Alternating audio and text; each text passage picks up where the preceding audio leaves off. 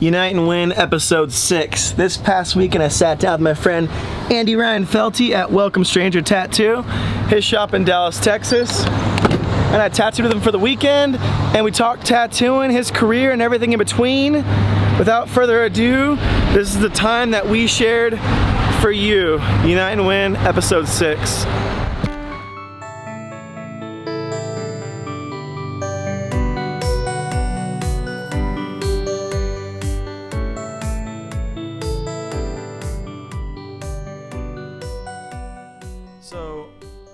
So let's talk about how you got into tattooing. How'd you get your first tattoo?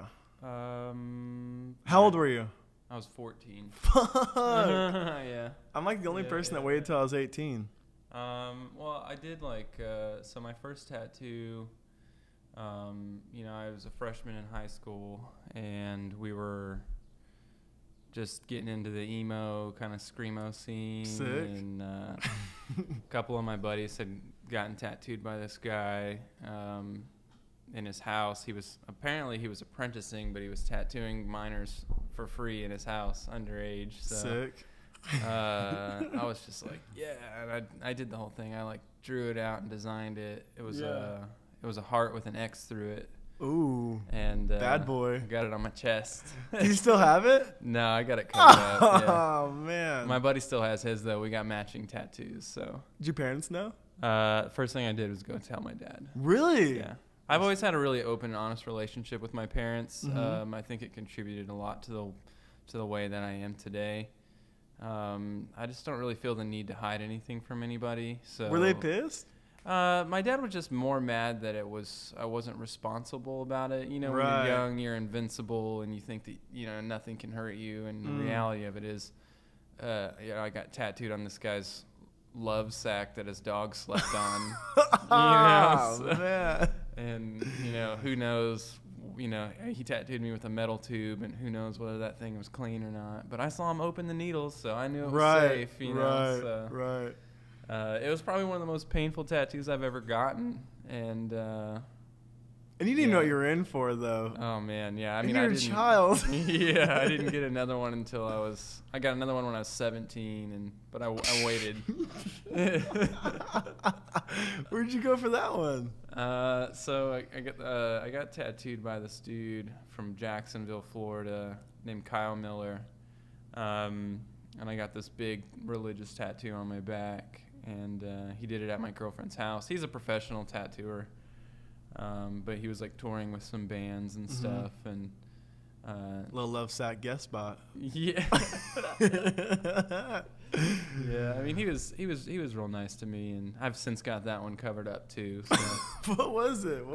It was just letters on my back that said "God is love" really big. Fuck yeah. Across the shoulders? No, it was lower back? No way. No, definitely not the lower back. It was mostly it's just in my the corner of my shoulder. Oh, right, It's probably that big.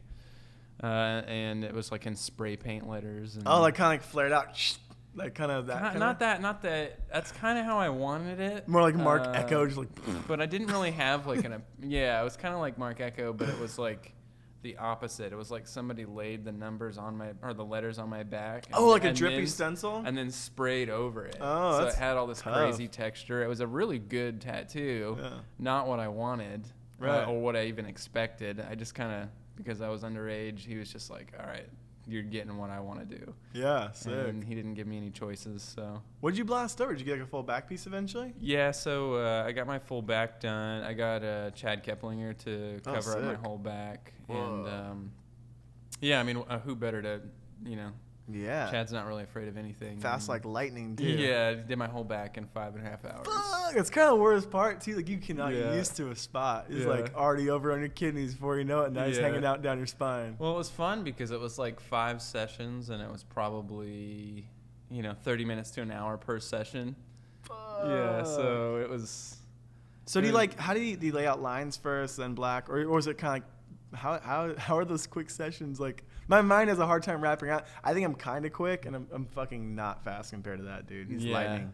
Oh yeah, it's you think you're fast, and then he's next level. Yeah. It was an interesting experience. I went to Rock of Ages in Austin when he was working there. He worked there for, I want to say 8 months. Right. It wasn't too long. We started it there, and I just went in with no ideas, kind of let him kind of figure it out, and we ended up deciding to do a big buffalo with some skulls underneath it. Whoa. And he drew it all on my back. Took him like 20 minutes. That makes sense, though. It's kind of just a big animal, you know what I mean? Yeah, with the big, I had the big black spot on my back. It's like it had to be something with black hair or a Black Panther. Or, it just there weren't many realistic options. You know what I mean? So he drew it on and outlined it. The whole process was probably done, and drawing it on and tattooing the outline was probably done in about an hour. Fuck, that puts you in your place real fast. Yeah, you know what I mean? Yeah, it was. Oh man. And it was like it was cool because I had been tattooed by Chad a few times before that, and it was just cool getting to see his like a little more in depth of a process, because before that it was all at conventions and stuff, and it was always they were all always quick, but it was just I guess less interactive. Is probably the right word. Yeah, conventions are kind of like.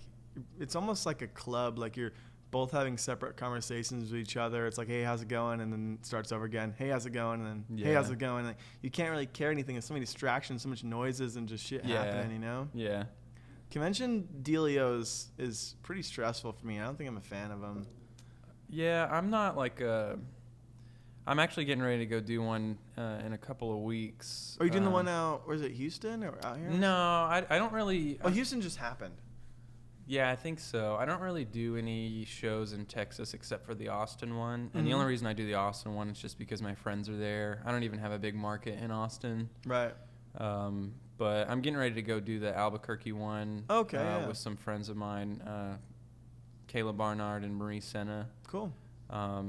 They're two pretty pivotal people in the opening of this place, and we have this like New Mexico connection because me and Marie are both from New Mexico. Really? And so it's just it's going to be a kind of a fun trip. We're just going to go hang out in the desert and do some tattoos at a casino. And they do it in a casino, so I'm pretty excited to see what it's all about. I did a convention and it was like a Laughlin River Run. Have you heard of that one? No, I haven't. It's in this little casino, and it's like not marketed at all. I guess it used to be marketed, and then it was just kind of like, oh, people remember it from last year type of thing.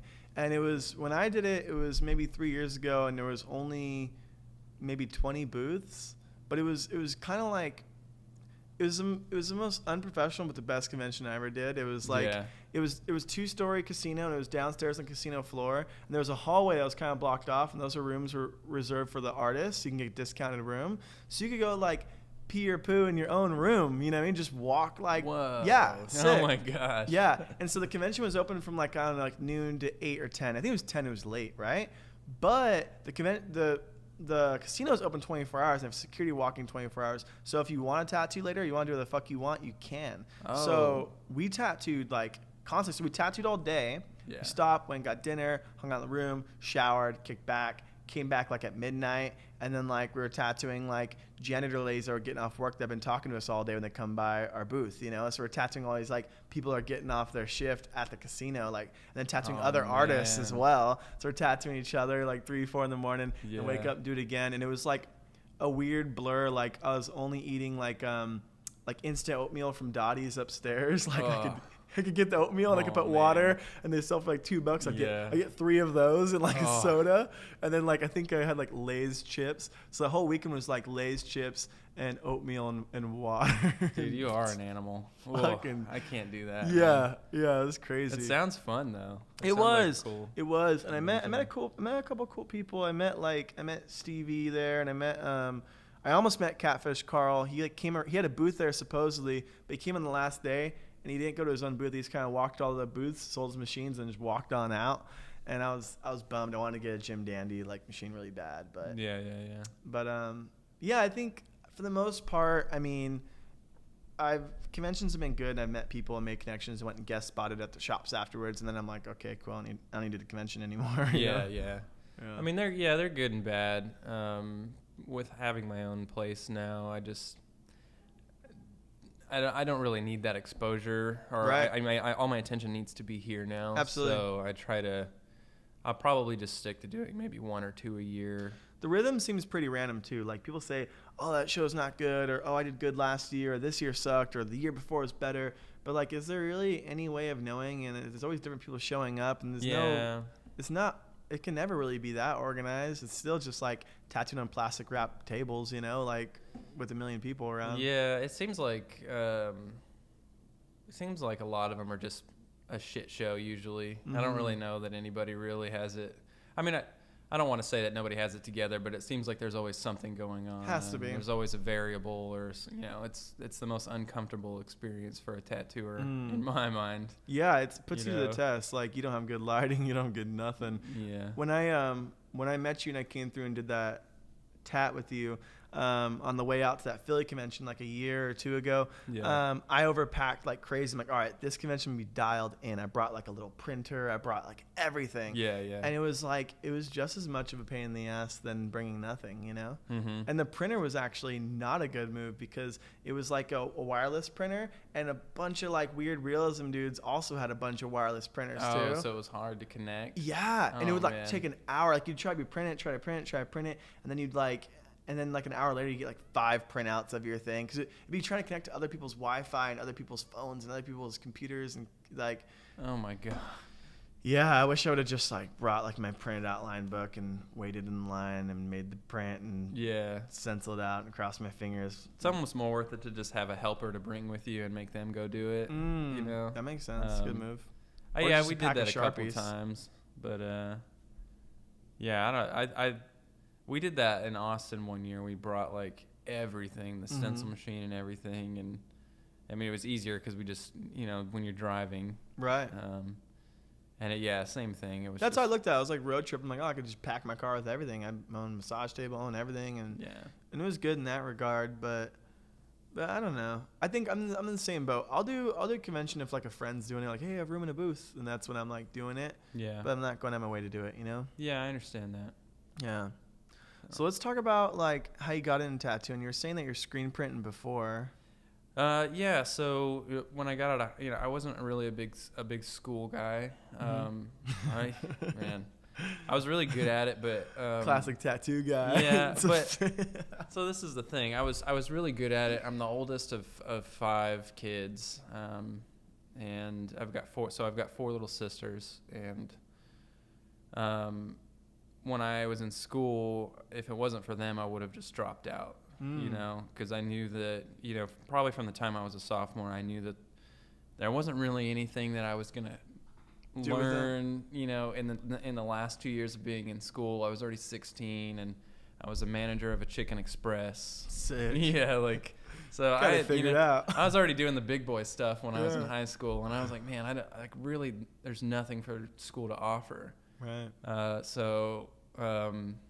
My girlfriend, now wife, she ended up getting mono, and I just stayed home with her and just stopped going to school, and that screwed a lot of things up. So I did an accelerated program, and anyway, I'm getting off in a tangent, but no, it's all right.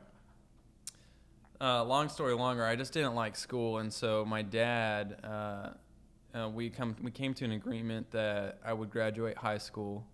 An accelerated program in which I just could do it myself. Like continuation school type thing? Yeah, like I just went to this place. It was all self-paced, and cool. I graduated my junior and senior year pretty quick, within a couple of months. So it's all just homework. Yeah. I literally, my girlfriend my wife, she worked at the public library, so and I didn't have a car, so I just go to work with her and sick. Yeah, and do all my schoolwork, but.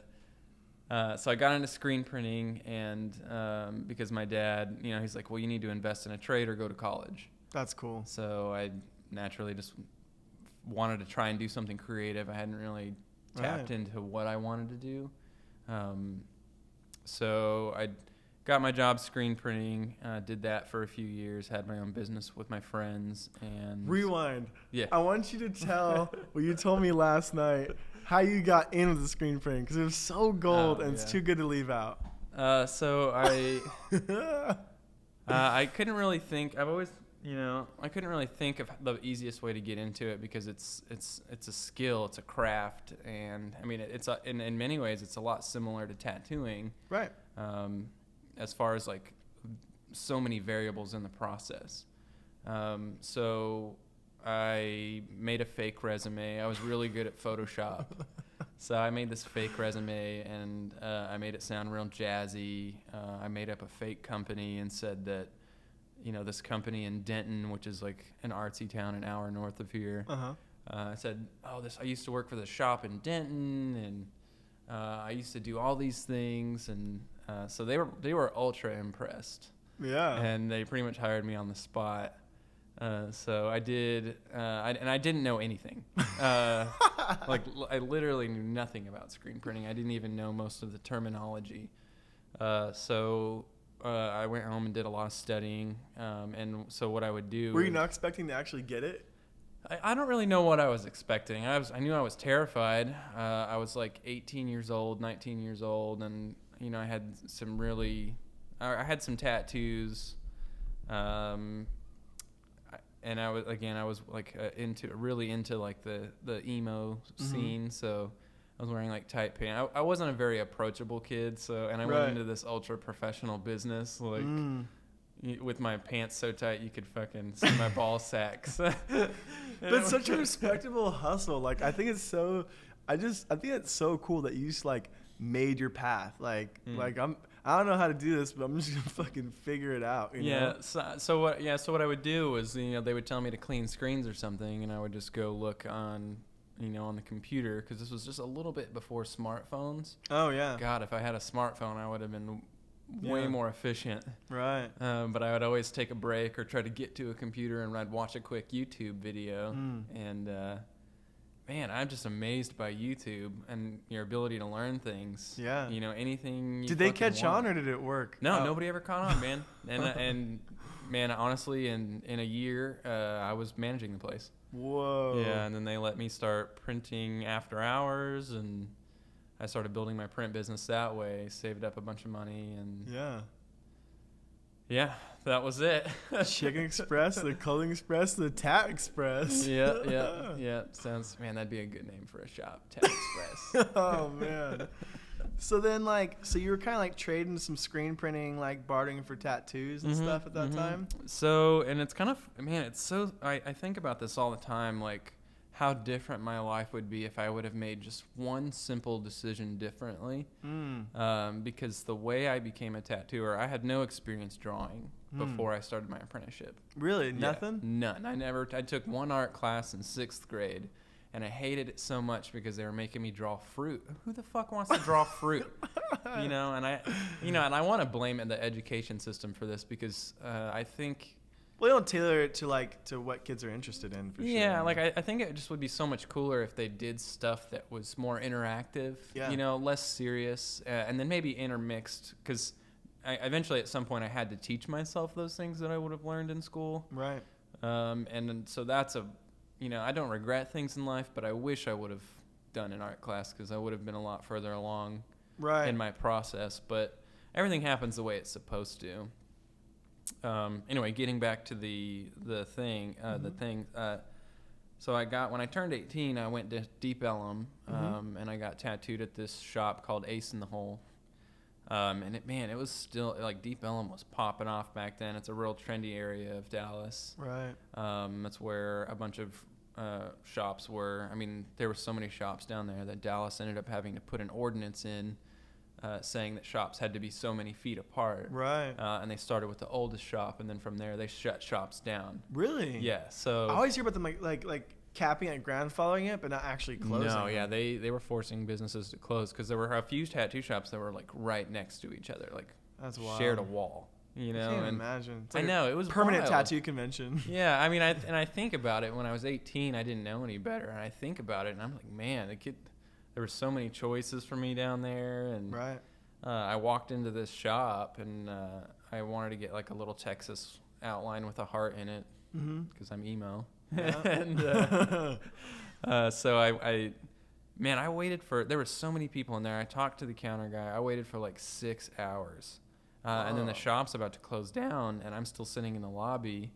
And the counter guy was like, hey, did you decide you wanted that tattoo? And I was like, well, what the fuck? Like, I've been sitting here for 6 hours and you just asked me that fucking question? DMV tats. Yeah, like, I'm like, oh, like, I was so upset. And then they're like, well, man, we're about to close. I don't know if anybody's going to do it. Luckily, this guy, Tom Yosinick, he still works in Dallas, or I guess Garland. Luckily, he decided that he would do one last one. My stupid little Texas outline. Yeah, why not? I say stupid. They're not. I hate calling tattoos stupid. It wasn't stupid. It was what I wanted at the time. Seems meaningful enough. Yeah. So I went in and he did the tattoo, and it was funny because I saw my mentor in there. He worked there at the time. I remember seeing his kid in there. So it was like my first experience in which I saw the guy that ended up teaching me to tattoo.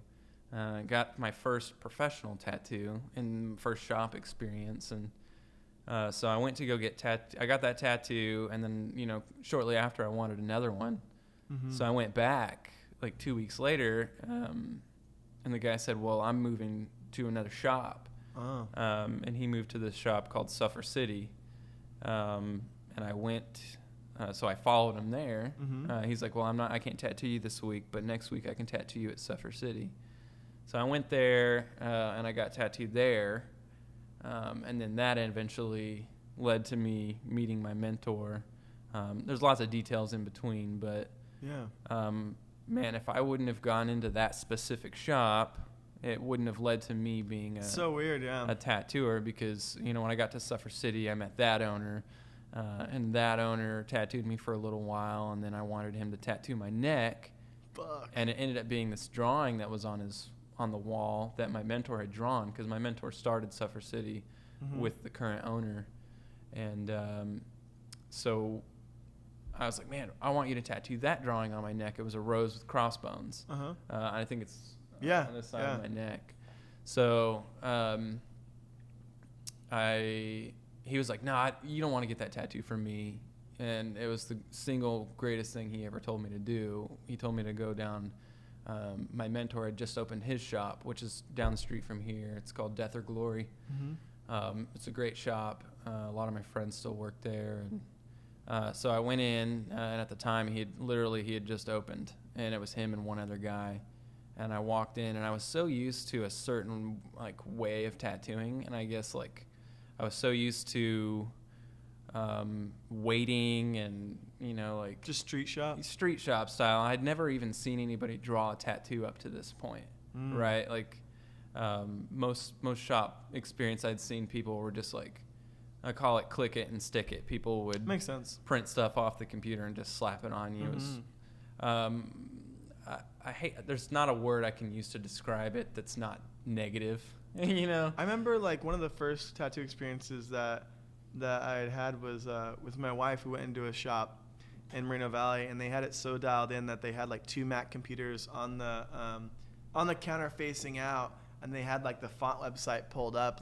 Find your font and type it out. We'll print it out the size you want. Oh my gosh! And so we just went through and found the font and printed it out and stuck it. It was literally click it and stick it. And now I see that stuff with those weird tablet programs with all the preloaded flash, whatever that is. Those whatever that company is that has a million tattoo shops. At the conventions, they'll have the weird a more advanced version of that. Yeah. So yeah, I wasn't overly satisfied with my tattoo experiences up to that point. And I remember the moment I truly fell in love with tattooing was when I went to go see Sam Chamberlain at Death or Glory to get my neck tattooed. And I walked in and I told him about the drawing that was hanging on the wall in Suffer City, and he's like, oh yeah, you don't want to get that piece of shit. I've already tattooed that on somebody. That's from the fucking 90s. You don't want to get that tattooed on you. I was like, okay. He's like, just give me a second. And he walked back into his room. He had a little private office, and I sat in the lobby for 20 minutes, and I had no idea what he was doing. I thought I was just waiting again. Another 6 hours. Yeah, I was like, oh fuck, is this how this works? So I was terrified because some of my other experiences, would literally be waiting on people to finish playing their video games and shit, and I'm just like Weed breaks and shit. Yeah, like no, I never experienced the weed breaks thing. I never. It's more California, I guess. Yeah, I mean, I'm sure at some shops there were, but Right. these specific shops that I kind of grew up in, there weren't drugs involved, and were you already tattooed visibly, or were you just going for the neck? no, so I think no, that was my first like visible tattoo, and I hadn't committed to being an apprentice yet at this point, and I didn't even honestly know that I wanted a tattoo yet, but I knew that whatever I did, it wasn't gonna matter that my neck. It's not like you were just tattooed. gonna figure it out anyways. Yeah. So anyway, so I'm sitting there in the lobby. 15 minutes passes, and then my mentor comes out and he shows me this drawing that he just fucking drew up, and I was like blown the fuck away. You draw? Yeah. I was like, what is this? Where did you get this from? You know, and it was just like this simple little rows and crossbones, you know, and I was so blown away by him and the effort that he put into that, even though it only took him 15 minutes. Yeah. You know, but he took time to draw something unique for me, and up to that point, I was just clicking it and sticking it, or getting my own drawings on me, which I highly regret. And yeah, that was the moment I fell in love with tattooing. And so before that, you didn't have a foresight of like you wanted to do that, but that made you go like, that's cool. Yeah, that's what really like grabbed me. Yeah, I think when I was getting tattooed too, it's kind of the same. I just got stuff I liked. It didn't even matter the style or the application. And like, you know, say you're like, and I think a lot of people are like that. Like, you get a shitty Star Wars tattoo and people will be like, oh, you're incredible. It looks like the Star Wars thing, you know? Or you do a great Star Wars tattoo, get the same amount of praise. Because the fact of the matter is it's Star Wars and they like Star Wars no matter how the application is, you know? And I didn't really know, like, I mean, I'm getting a lot of stuff lasered now and stuff. And Same. I like the things I got, but I don't like the applications or the placements. Some of the people, you know. Yeah. So yeah, that ended up leading to my apprenticeship. There's a long trail that kind of happened in between then, and I had some more shitty experiences. I didn't start apprenticing there. I started apprenticing at a few other shops in town. And how did you get at the other shops? Like, so the first shop I apprenticed at was at Suffer City. Okay, yeah. That's cool that he had like that he was willing to be like, oh, you need to go see him, go down the street. Yeah, it was That's really awesome. It was highly unusual too, you know, because most tattooers they're not like that. That's cool. You know, and so yeah, I mean, I definitely admire and respect his decision to, and I think it had a lot to do with them being friends and the fact that he had just opened up and just trying to support him a little bit. The owner of Suffer City supporting the owner of Death or Glory. Right. So that was really cool. But so I started apprenticing at Suffer City, and things didn't really work out between me and the owner. This was the first time around. Oh wow! Yeah, I thought you were fast forwarding. Yeah, no, I'm not fast forwarding. This is the first time I was at Suffer City, and it just didn't really work out. So was it because you were an apprentice? No, I was a little bit of a shithead, you know, and there were some things without getting into too much detail because I don't want to. I'm not here to bash anybody. Right. So there were just some things that didn't work out, like lifestyles just didn't really line up, right. And the process that was happening at Suffer City wasn't really what I wanted to be involved in. Like I really wanted to get creative and draw things and learn to draw and learn to make tattoos. And so I hopped over to another shop called Queen City, and I worked there for probably 3 months. And it was interesting because my apprenticeship there, so I had done 2 tattoos at this point. I'd done 2 of them at Suffer City, both outlines, and never even touched a shader. Right. And the first day I started at Queen City, they had me doing walk-ins. Whoa. And that was pretty much how I learned to tattoo. Like that's how I learned the things that you don't learn. Right. The things that people can't tell you. Right. You know what I mean? And I'm really grateful for that experience, as difficult as it was, because it really got a lot of the anxiety out of the way, because I was terrified. See if you're cut out for it or not. Yeah, I was terrified, man, because they would leave me in that shop by myself. But you have that personality of like gonna figure it out. Yeah. So like that's why it worked out. Yeah. I think, you know what I mean? Yeah, I don't think most apprentices would crash. Yeah, you for know? sure. Yeah. I just knew that I had to keep pushing, and That's a weird trait. You know, I found that a lot, like, especially from me interviewing my friends, is that everyone seems to have that in common. There's so many roadblocks and no's and things that, like, definitely, like, should have stopped us from, like, having this career. yeah. But the difference between, like, the person that has this career and the person that doesn't, it's not, like, cool apprenticeship or cool lineage or, like, oh, they started this way or that way. It's the fact that they kept doing it. And there's so many reasons to stop doing it. Yeah. So I mean, that's just kind of how I fell into it. You know, I had tattooed for like 3 months, and I was fucking people up, man. Yeah. I remember setting my shader up, and I couldn't figure out why the ink wasn't flowing, and the guy that was teaching me at the time had handmade pigments that were super thick, and so the ink wasn't flowing right. You know, like, so I'm just like chewing people up, and you know, I did a quarter-size tattoo that took me 3 hours, and you know, like, I would keep a 6-pack of Tecate in the bathroom, and that's where I got my courage from. I would just go like slam a couple beers and let's get it. Yeah, I mean, that was the only way I could keep my hands from shaking. You know, I'd be like tattooing, and it was a mess. But they ended up hiring that shop was struggling. They ended up hiring an apprentice that was fired, and that was really disrespectful to me. Like, I was like, all right, this place is obviously a joke, you know, because I'm here working my ass off trying to learn, and you're hiring a guy that couldn't cut it. So why am I here? Right. So I quit. Yeah. And I'd actually given up on tattooing. Really? In general. Yeah, I was just like, fuck that. Man, I do not like these people, you know. And my mentor, Sam Chamberlain, the guy that tattooed my neck, he had an apprentice. Otherwise, I would have apprenticed there a long time ago. Right. And that apprentice ended up getting fired, and he heard that I quit.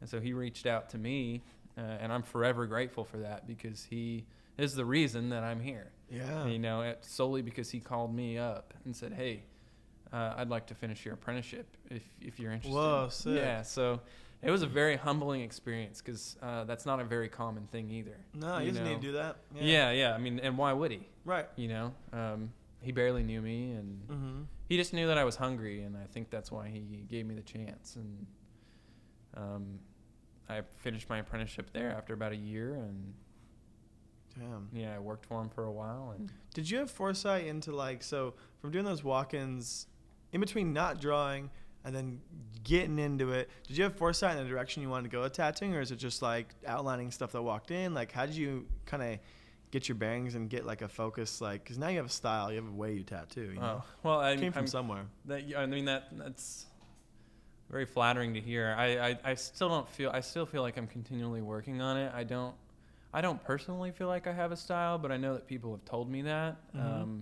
And I guess where my struggle is that, and probably what makes my story a little unique is that I had zero drawing experience. So the only way I knew how to draw was a tattoo. Traditional tattoo, you know? So, that's kind of good though, because like you didn't have skills like that got in the way of tattoo skills. Yeah, it was a little bit of an advantage up to a certain point, you know, because I still had to learn things like depth and you know, all this stuff that you don't learn you know, from an apprenticeship really. Right. So I didn't really have any foresight. I just knew that I really for me, tattooing, I had a spiritual connection with it. I was really interested in the primitive aspect, like our natural desire to tattoo and mark and change our bodies. Right. And, I was obsessed with that. And so for me, especially starting out, tattooing was about finding balance between serving myself and then serving customers.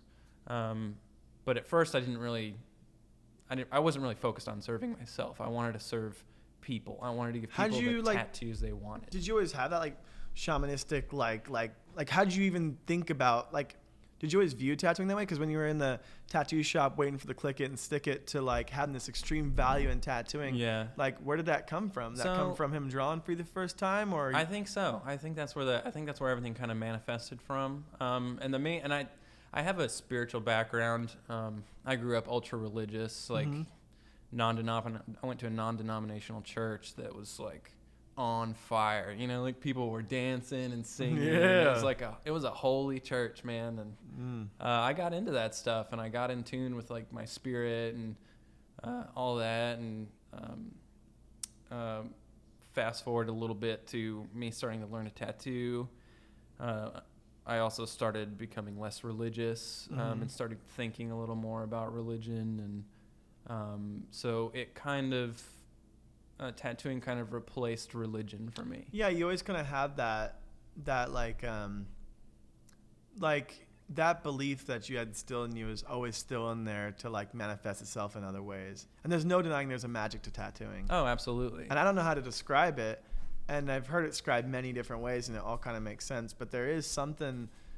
I mean, the way we tattoo today is nothing really primitive about it, but just the transaction and like, when are you ever like closer to someone that's not your partner, like just sitting down and hurting someone and then physically like paying you. And I think that like, I talked about this recently with my friend Tino, and here's how I know there's a magic to tattooing. And it's not clients being unaware, uninformed, or not knowing, maybe it's a bit, but they can say you first started tattooing, you do a horrible tattoo on this person, and it go from there's no tattoo to there's a tattoo there. And that feeling that you both have of like, whoa, that's there, right? And they're like, had this overwhelming like energy, like, whoa, I have a tattoo, like this is amazing, blah, blah, blah, blah, blah, blah. They don't know what they're talking about, but they think it's amazing, right? Yeah. But then you tattoo that same person, you actually make a good one on them, or someone makes a great one on them. They're still in that same feeling. And it's not until that feeling wears away or until they have a better one next to it so they can actually see the difference. Like a lot of people who have bad tattoos don't know they have bad tattoos till they get a good tattoo and they see it. Yeah. But the feeling is still the same. That mark in time there's still magic there, Yeah, and I think that's the biggest draw for me in tattooing is that you can really alter somebody's life. Maybe that's why people get like addicted to it. That high. Yeah, maybe. And I guess I've always put an emphasis on trying to understand why people are even getting tattooed. Right. Because unfortunately in today's age, there's a lot of rock stars and egos, people that only want to get, they're definitely not earned. They're like just paid for, purchased. So for me, I don't want somebody that's getting an infinity symbol to feel any less or any. I don't want them to feel insignificant compared to me doing like a cool traditional tattoo. You know what I mean? Because for me, they all exist on the same plane. And even then, like to you being a traditional, cool traditional tattoo, that's just our tribe. Yeah, exactly. Infinity symbol, like we're like, oh, that's Pinterest girl. Da, da. She's a Pinterest girl. That's her tribe. Exactly. That's her cool. Like it doesn't make it any less cool. Yeah. Exactly. And so that's kind of something that I've been trying to nurture. And that's actually the whole reason why I even opened this shop was because there's not enough of that in tattooing. There's not enough of the magic. I read the quote on the door. Yeah. That's actually an Ed Hardy quote. I can't take can't take credit for it. And it's actually been pretty pivotal in creating this experience because when people walk in, their guard's down already. What's it read again? It says, "Our hands draw what your heart sees." And I love that because that like comes full circle with you getting Sam drawing that necktie. Yeah, exactly. And so this whole experience has been really wild because all these things that have happened in my life have directly contributed to the opening of this place, and it's fucking unbelievable, man. Because this place wouldn't have happened if I just didn't let life manifest. It was an exercise in me letting go in a lot of things because I wanted this place to be something else. This place was named originally. This place was going to be called Lucky Bulldog Tattoo. And I love that name because I love bulldogs. You know, and that makes sense though. So but it was very self-serving, and I thought about it, and I was like, no, that doesn't change what I'm trying to do. I want this to be different. And although that's a cool name, it doesn't have the same feeling. It's not this shop. Yeah. You know? Mm-hmm. Like, I don't know. I love the name of this shop. I think I think everything looks like you, but it's for everyone else. I see how interactive it is, like with people walking in. Like I said, the girls come in touching the little gate yesterday and peeking through the, like, it's really cool. Man, my favorite thing about this shop is the fact that it is hidden. It's a little bit, it makes it harder for us to be not visible, but because we're on the back of a storefront, and you know, you wouldn't find us unless you were going to something back here. Right. You know what I mean? But I wasn't allowed to put the word tattoo anywhere. Mm-hmm. So it just says welcome stranger on the front of the building. And all day long, I get people looking in here. And they have no idea what it is. People come in that would never come in here. And do they end up getting tattooed or like set an appointment? I haven't had anybody yet that came in here. It definitely piques the interest. Yeah, I haven't had anybody come in yet that didn't know what this place was and then get a tattoo. Right. But it's opened it up to a wide demographic of people. Just yesterday, I had a 70-year-old lady walk in, and she walked in and she said, "What is this place? It's amazing." And That's cool. And she was just so excited, and it was one of the most beautiful things I've ever seen, because when else is she gonna walk into a tattoo shop? And that's a big hurdle, just like the word tattoo itself. I mean, man, it's why landlords are weird about it, or cities or whatever. But I mean, I think a lot of people will never get to experience it, because I think just that. I remember I worked in a shop that was upstairs, and there was people that wanted to. And they look up, but those stairs were a big barrier to get into that door. Yeah. You know what I mean? And I think in some regard, like having a shop more hidden or closed off, it just kind of gets, personally, I think clientele that are like more like seeking it out. You get higher clientele, like they're coming to you because they want to get tattooed here, or them, or that, you know. Yeah. And that's also being visible, but also hidden like that. You get people stumbling in, like, whoa, what is this? And they open up this whole new world and possibilities that they never knew. Yeah, and it's not a Pizza Hut, you know what I mean? Yeah. Funny, we share a back door. That's why I brought it up. Yeah. So, man, I changed the name to this shop like probably a month before I opened. Really? It was like I was right at the cutoff of like, this is the amount of time I have to get my sign made. Okay. And I'm opening up in February. So I'd say I opened up February 15th. So I'd say around the first or second week of January, I decided to change the name to Welcome Stranger.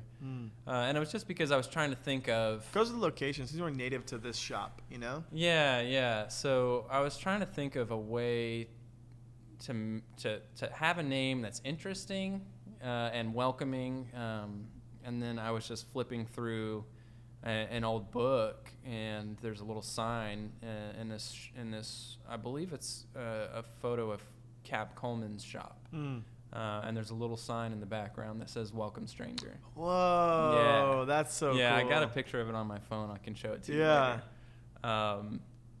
So I was like, man, that's like. As soon as I saw it, I was like, that's it, you know. So. And people were a little standoffish to it at first, but the more and more my vision is starting to come together, the more and more people are like, I get it, you know. So it's been incredibly humbling, man. It's unreal. I still don't feel like I'm alive. I feel like I died, and I'm just like, this is my life processing death. You know what I mean? That's interesting. So like, how did like little things, like I wanted to ask while I've been here, just in general, like. You seems like you got lucky with a lot of like the furnishings of. You said that you had a friend that kind of was opening an antique shop and you got all that stuff. But like, that display case is so fucking cool. Like, how did that come about? So that was actually the display case that they were using. My buddy Ryan. So they used that in their first store, and then they tried to. It didn't work out, and then they tried to open it up in where their current facility is. It's a construction company, a construction and build out company. So they opened up an antique store that was attached to their thing.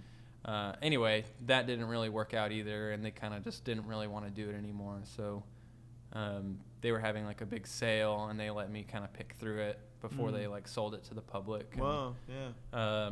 I told him that if he ever sold that counter, I was like, I gotta have that thing. It's so cool. And I bought that thing 3 years ago, and I've had it. And so I It's like something I would do in the garage, just sitting there. Oh, man. Wife's like, why the fuck do you have that? I wasn't allowed to Just keep wait. anything at the house, so I had to buy 1,000 square foot storage unit. Oh, And don't give Yessie any ideas, damn it. Yeah. So I literally had pretty much everything that's in here stacked up in there, and just collected it over the past 3 years, ever since I left Death or Glory. Yeah. And it's, that's where I've got everything, and I just picked things that I was attracted to. These little like remnants of the past and stuff like that make this place feel like it's been here longer than it is. Cool. It makes the place kind of feel dialed in. Good. Right? You know what I mean? Yeah. That's Because cool. like everything's so new, but then you have so much soul in here too. You know? Yeah. It's really neat. So a lot of the process in designing this place is to just be do things that feel good. You know what I mean? Like a lot of when I was like learning to tattoo in my first 5 years of tattooing, I felt like I had a cap on me. Like I didn't feel like I could really like try new things or get weird. And that's like, I've always just wanted to really like see what I'm into.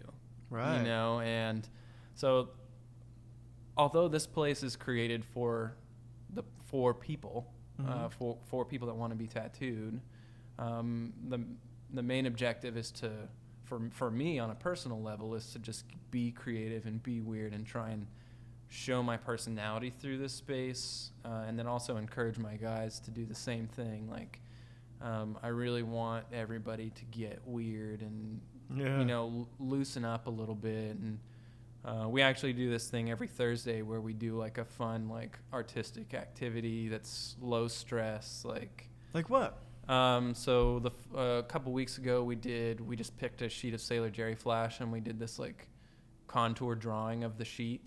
What do you mean contour drawing? So contour drawing's when you're looking at something and you have your hand down on the pen. You have your hand down on the paper with a pen in your hand, and you have to look at it.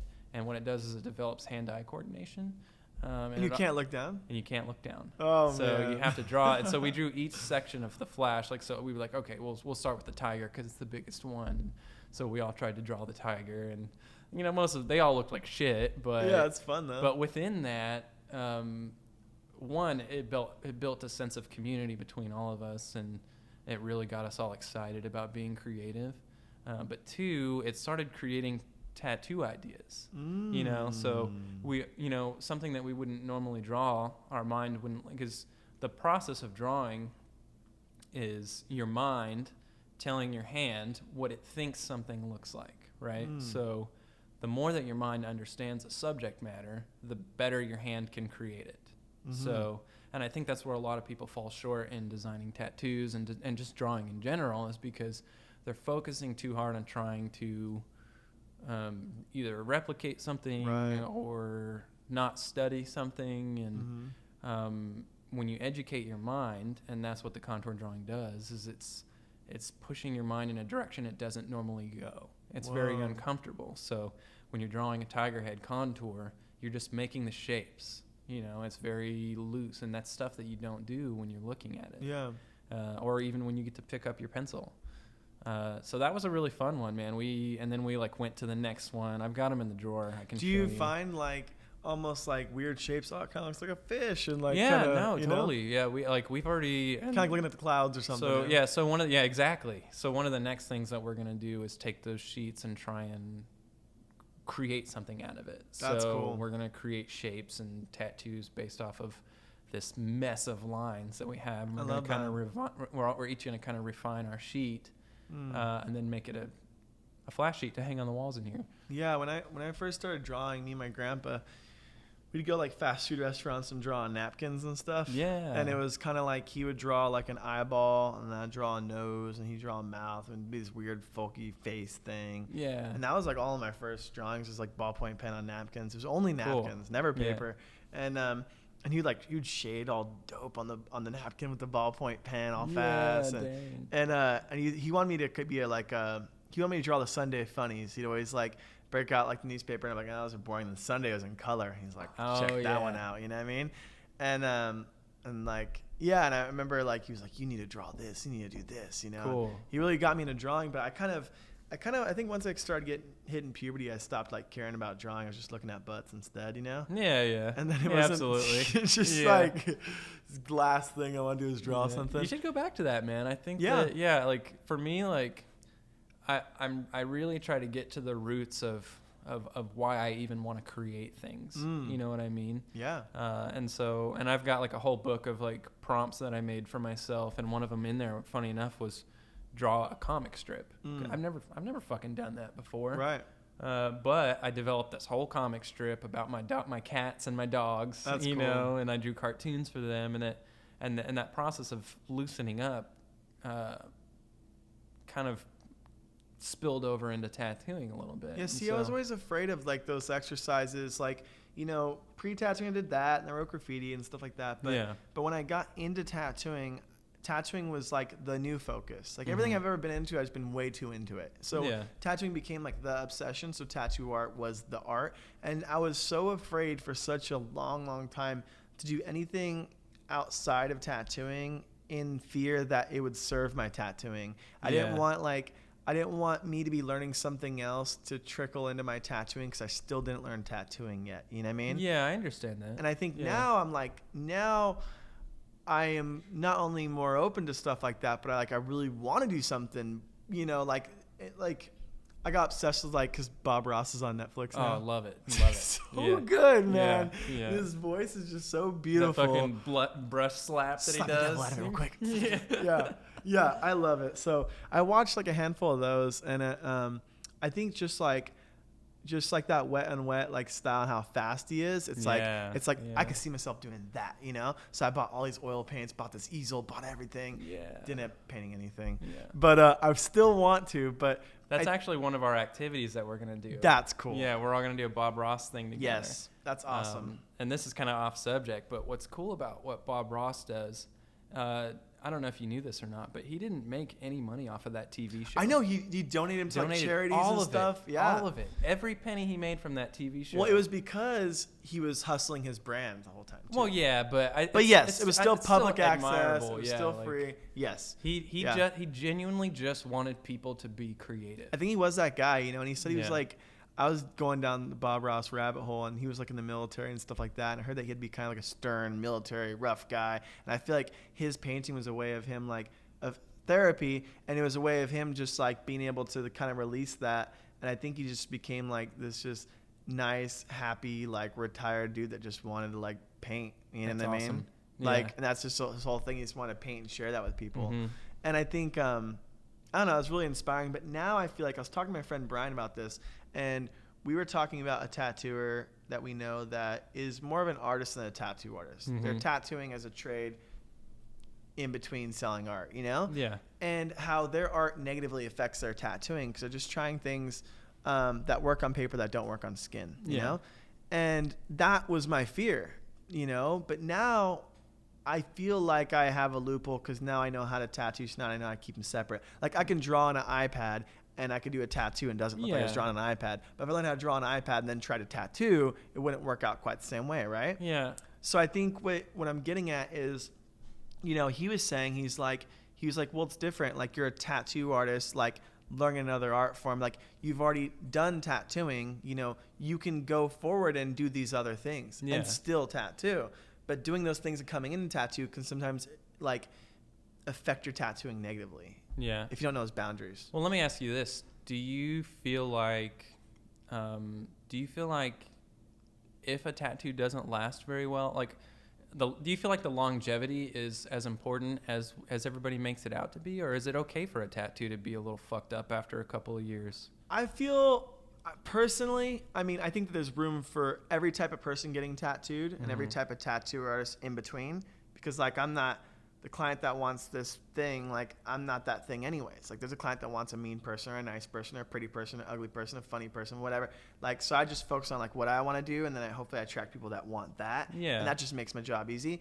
But with my tattooing, I try to find the middle ground. So Yeah. I try to like, I don't want to be in the future, but I don't want to be stuck in the past Yeah, either. absolutely. And so I'm trying to be in the middle. So I know for a fact, like, okay, you know, that eyeball on that eagle could have been a little bit bigger because it's going to be a blob. You know what I mean? Yeah. Like, I wanted to blow it up bigger, but they really had to have it on their forearm. You know what I mean? Like, maybe I shouldn't have just used one needle grouping that whole like tattoo. Yeah. Maybe I should have broke out a smaller needle and not been so lazy and not try to be like, ooh, I only use one needle. And I could have done a thinner outline on that eyeball and it would have given it that much more longevity. Yeah. So I think I try to like know the rules and I know how to break the rules. And then I definitely overthink my tattoos. And at times I'm like, well, yesterday's is going to have 10 years on it, longer than the day before's.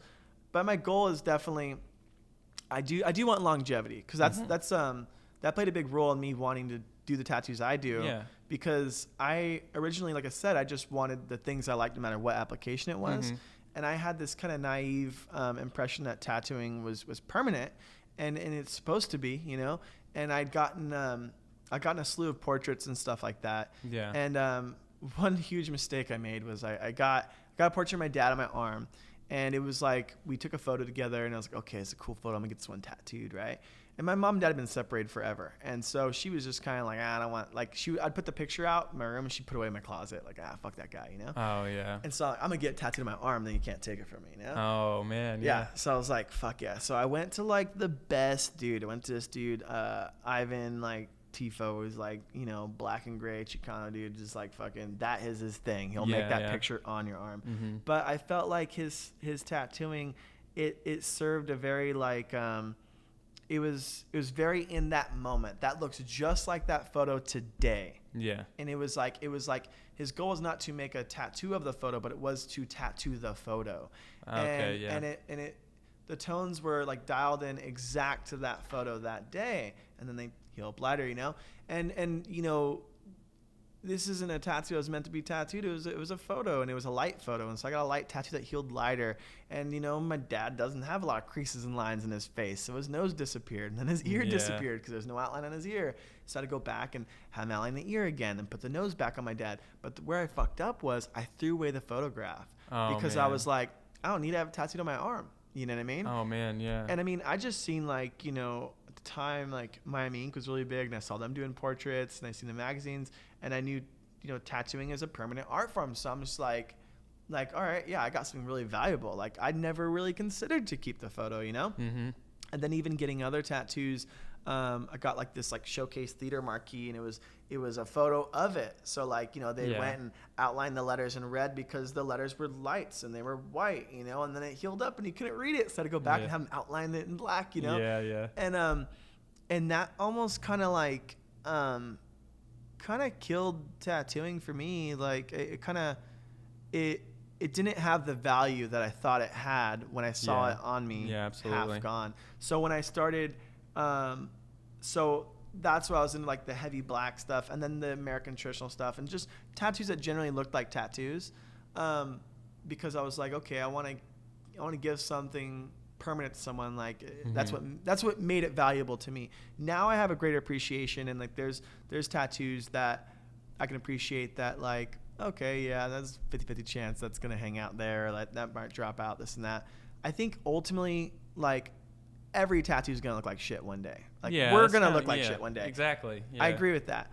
I think it needs to be recognizable. And what I mean by that is, like, I'd rather have like the crawling panther blow out and be a crawling panther blob than maybe a crouched, turned over, really cool, unique, different crawling panther and its unidentifiable shape of a blob. Yeah. You'd rather have the eagle be a blob than like an eagle looking like, what is that shape? I get what you're saying. I think for me, a lot of,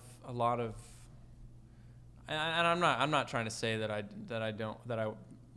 I'll tattoo anything, right? And if it's something that I don't feel like it's going to last a long time, I'll certainly advise my clients, like, hey, look, this is the limits of tattooing. I'm always down to push those limits, you know, because at the end of the day, a tattoo is just something that's in your skin. So a certain level of it, you have to consider that none of it's ever going to be perfect.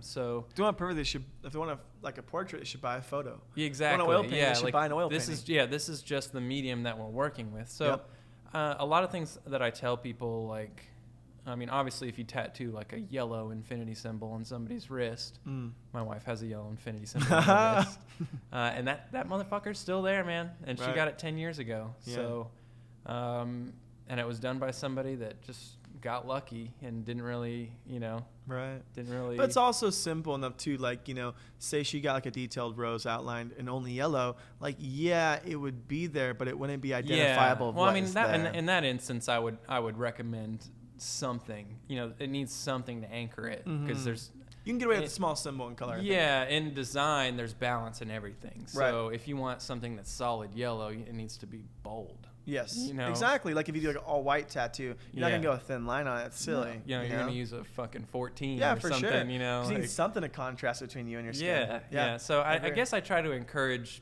good design. Absolutely. More than I don't want people to come in here and feel like they have to get a traditional tattoo.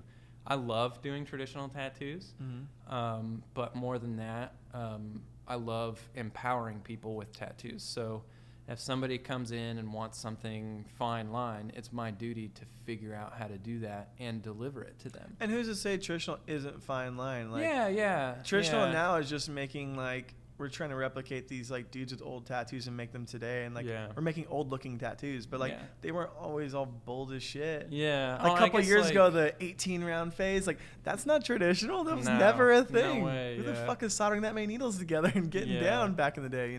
That's new. Yeah, I think like a big one that's popular that a lot of tattooers don't want to do is the watercolor stuff. Right. Understandably so. It takes quite a bit of effort, and it's not like a natural. There's not a natural translation between watercolor on paper and then watercolor on skin. I would argue that traditional tattooing is watercolor. Yeah? All of it flash is watercolor. Well, you got me there, man. All I do is watercolor all fucking day. Yeah, you got me there. Yeah.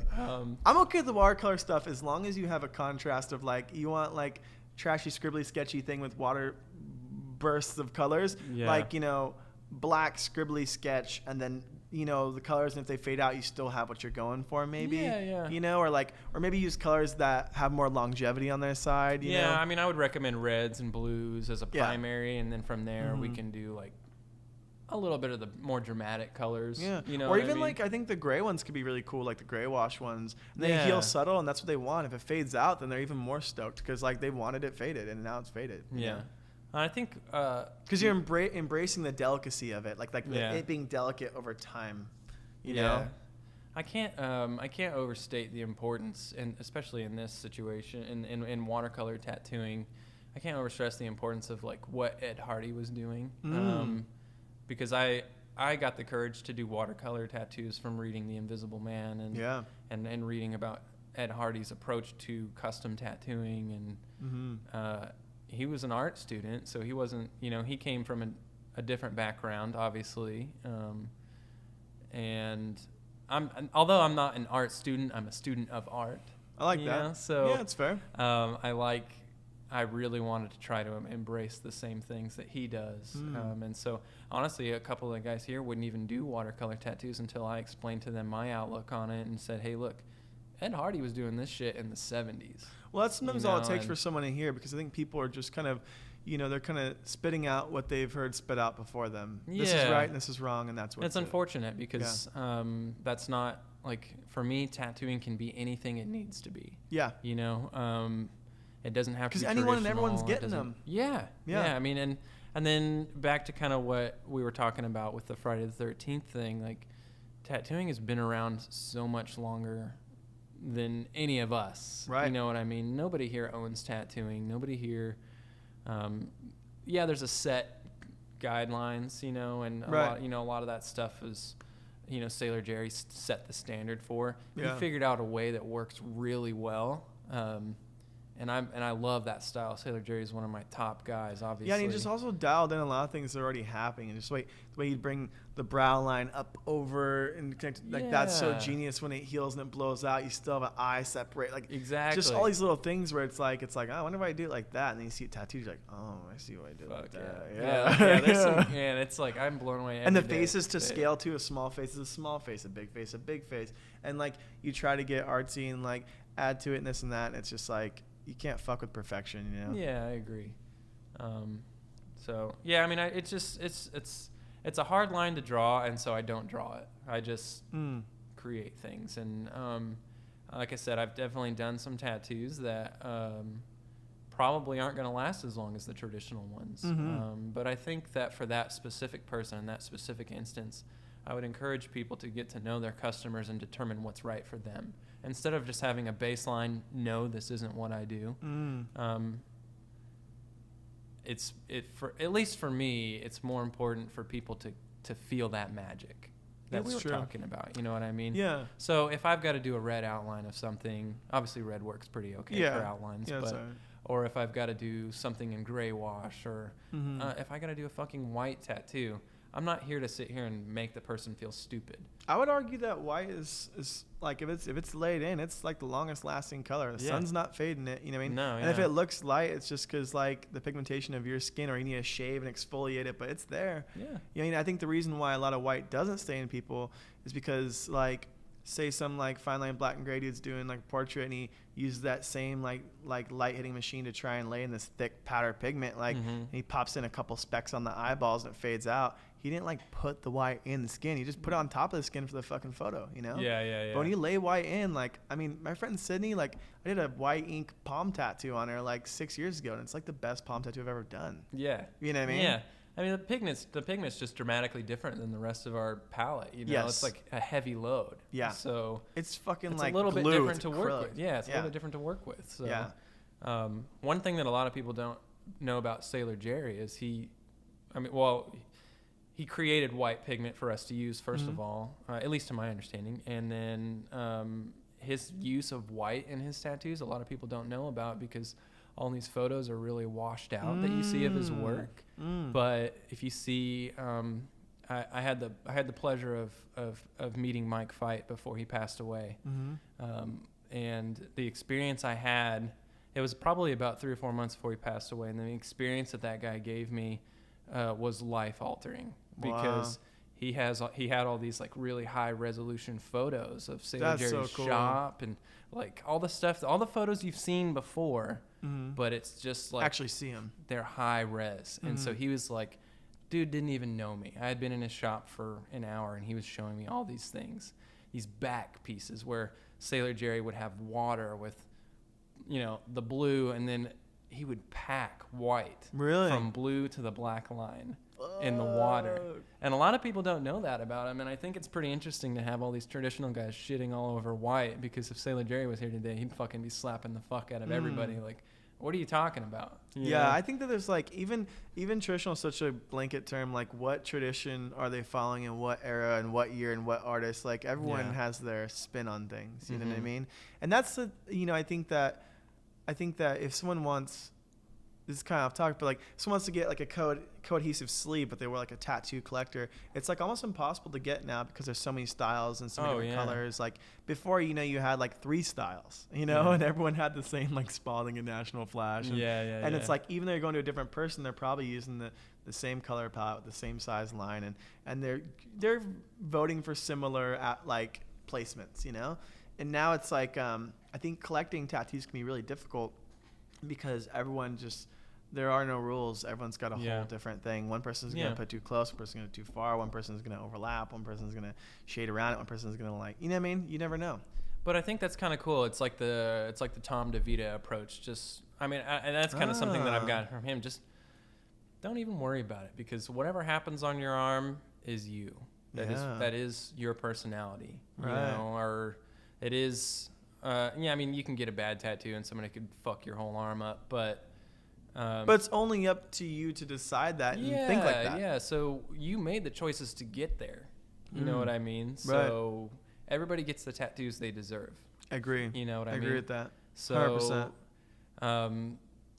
I try to, in instances like that, I think about like the shit that Tom DeVita was doing, and it's like, a lot of people, I mean, still, at least to my knowledge, nobody tattoos like that dude did. No. You know, he would just fucking start tattooing. Sometimes there wouldn't be stencils, and he would just slap things on top of things. And it was I wild. don't encourage that, but it's his brain was different though, you know. Yeah, he was a true original. I definitely admire that, you know, and I try to find, especially with the older tattooers and the forefathers and everything, I try to find something I can take from each guy and create my own thing. Right. So I'm still working on it. I have no idea how I even want a tattoo still. But I'm in my process. I just try to be the same that I am with this shop. I just do what I like. The cool thing in tattooing is that there's like constant things propelling you in a direction. Like, even if you don't want it, like you do something good, people tell you it's good, they come in and want that thing, and now you're doing more of that thing. Yeah. Or sometimes the thing that you didn't even want to do is end up being your favorite thing, and it was like an exercise to work with that client, and and you're like, I didn't know I wanted to draw that lily that way, and now I love drawing lilies that way, or whatever, Man, I've had that happen to me so many times where I'm like sitting down drawing something, getting frustrated, and I'm like, man, I don't fucking want to do this, and then I'll stop, and I'm like, you do want to do this because you're a tattooer, so set your ego aside and give this person a good tattoo and figure out a way to be interested in it. It's definitely really easy to like get spoiled. You know what I mean? Like, absolutely. Like, we just draw on people. You know what I mean? It's like it's really, really easy to lose sight of that. I constantly have to check myself on that. Oh yeah. I mean, yeah, and it's like same here, man. I mean, like I said, I really enjoy serving people, but I catch myself all the time, like in the back of my mind, I'm like, this fucking stupid thing, or this person requested this, and I'm like, what are you doing, dude? Like, this person back at the Chicken Express right now. Yeah, I know, exactly. Like, this person's coming to you to give you money to mark their body for the rest of their lives, and whether they know it or not, this mark will change their lives. It will change the trajectory of their life. This experience will change the trajectory of their life. I think so too. So I need to take a minute and understand that there is something bigger than me happening. Yeah, you have to put yourself in that situation. Like, my wife's helped me out with this a lot too. There's tattoo shops I worked in where we didn't really, like, we weren't as like good on our customer service as we could have been over the phone, or the way we greeted clients and things like that.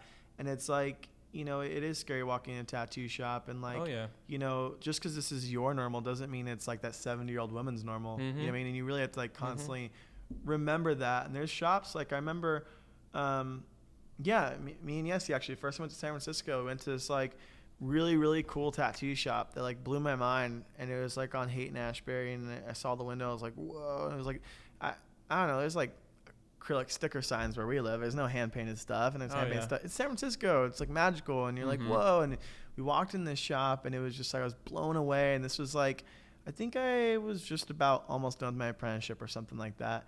And so I was aware enough, but Instagram was still new, so I wasn't like following people outside of my circle. And so being out there was a whole new thing. And we walked in, and we were just like, fuck. And we're looking at the walls. We're all super stoked. And the shop was kind of dark. I think they had maybe just opened, and everyone was kind of tucked away in the back of the shop. Oh, yeah. And so I was like, we're kind of like making like suggestions, like, yeah, cool, out loud, hoping like someone like kind of, oh, hey, hoping someone to come talk to us, and we looked at the portfolios, we hang out, and maybe we're only in there for 5 minutes, but to me it felt like 10 or 15. I don't know, because in my brain, I don't know. And no one came up and even said hi to us. You know what I mean? Man, yeah. And we weren't like, I mean, this isn't justifiable, but we probably weren't going to get tattooed. Maybe they knew that, whatever. Who gives a fuck?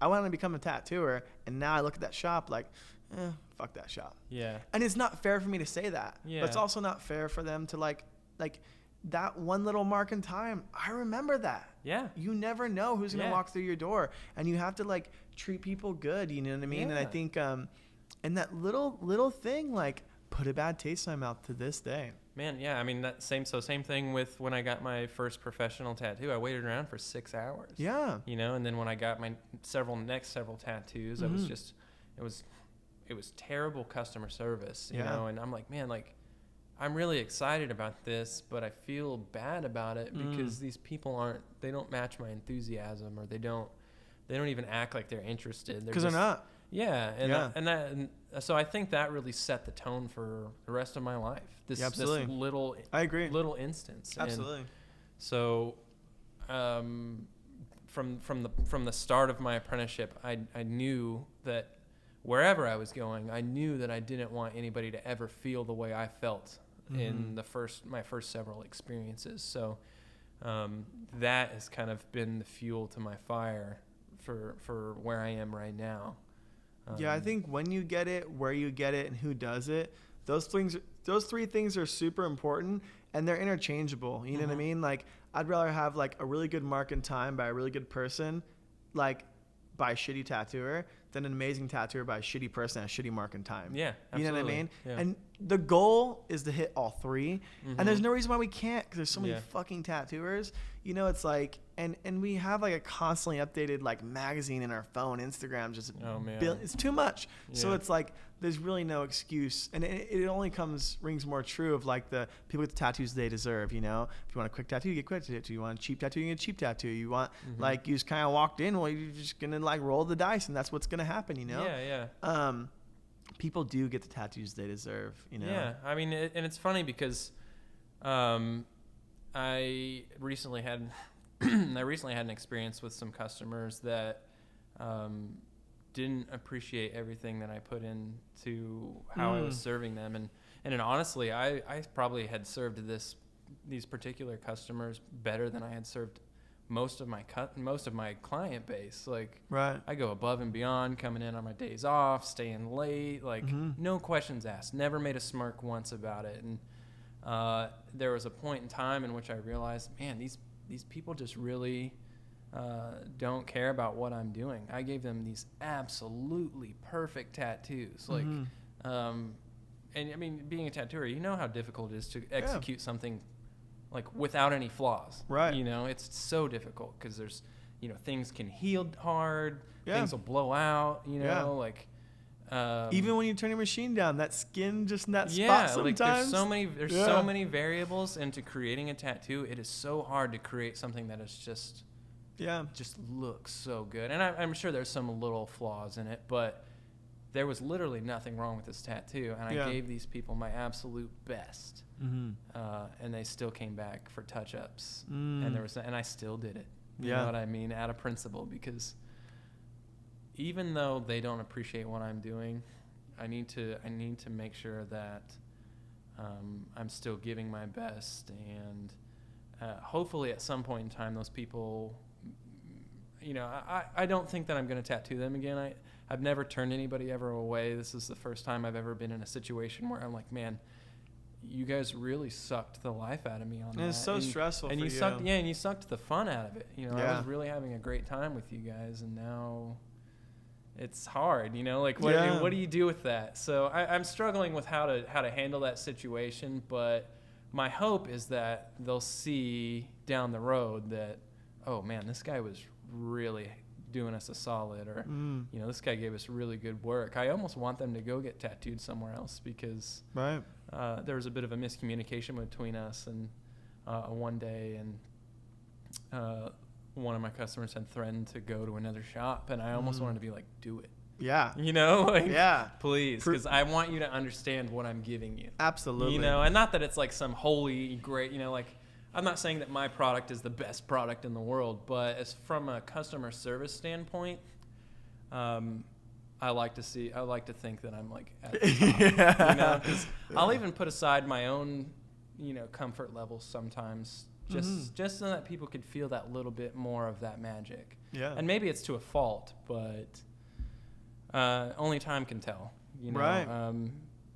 But circling back, like, I think about it, and that was one instance in which I felt like somebody got a tattoo they didn't deserve. Yeah. But maybe they did deserve it, and I just don't understand why yet. So. And maybe they don't understand how to value it until they go and get another one. Exactly. And compare and contrast, and they go, oh, I had it pretty good. Yeah. So, can they get a better tattoo in Dallas? Absolutely. Yeah. You know, I'm by far not even close to being the best tattooer. But I definitely like to think that the experience that I offer to people is something unique. And I think that some people get spoiled on that. Yeah. So it's a struggle, man. Like I said, I'm trying to find balance between serving myself and serving customers, because I've always been so customer forward. But now I'm kind of at a point where I'm like, what do I want to make? And those things don't always line up. What are you into right now? What have you been excited about in tattooing? Man, what have I been excited about?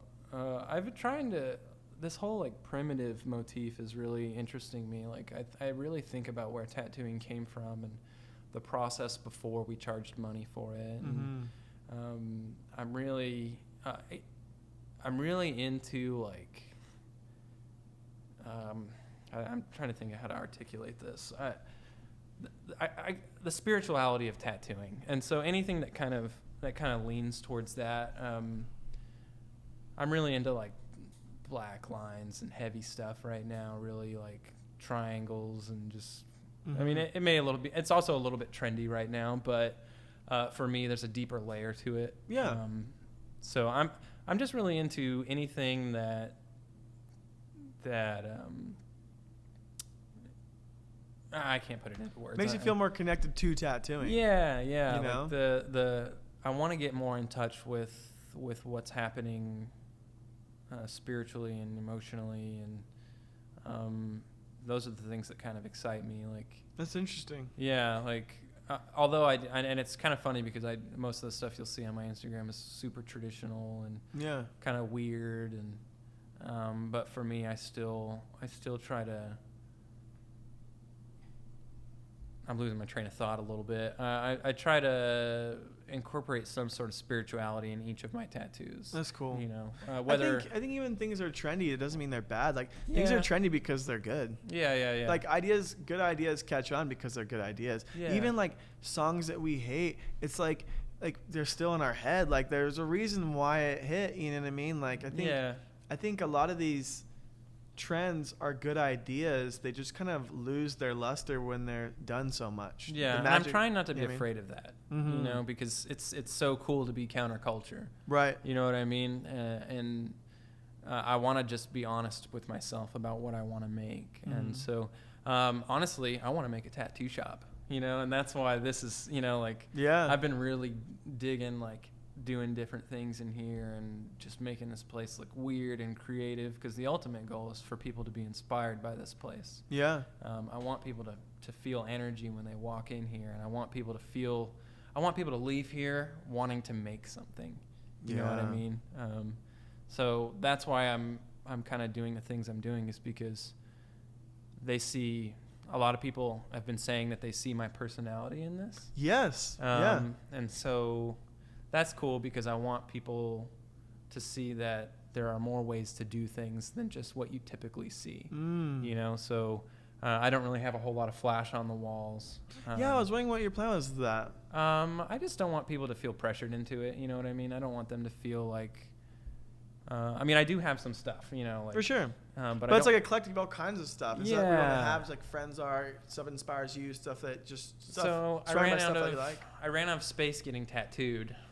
So I started commissioning paintings from my favorite tattooers and stuff, and now I'm just kind of hanging those on the walls. And that's cool. Yeah, and so and I encourage a lot of when I commission paintings, I encourage people to get weird with it and have fun with it, and I want people to stretch their minds. You know what I mean?